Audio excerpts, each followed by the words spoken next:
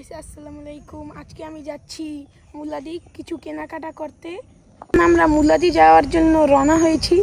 এখন এই যে রাস্তায় দাঁড়িয়ে আছি, আমরা গাড়ির জন্য অপেক্ষা করছি।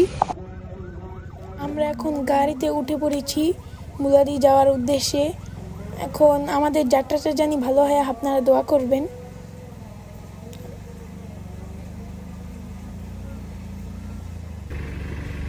আমি একটু গাড়ির ভিতরে বসে ভিডিও ক্লিপ নিচ্ছিলাম।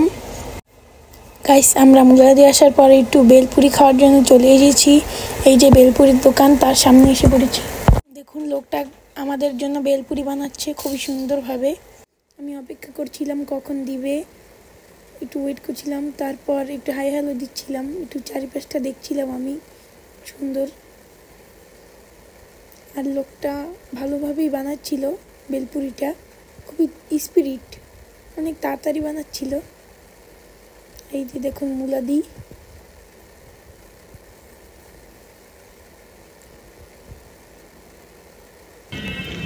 ফাইনালি এবার বেলপুরিটা বানানো হলো, আর খেতে খুবই অসাধারণ ছিল, খুবই মজা ছিল বেলপুরিটা।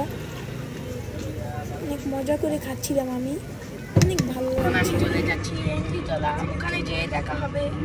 বাই।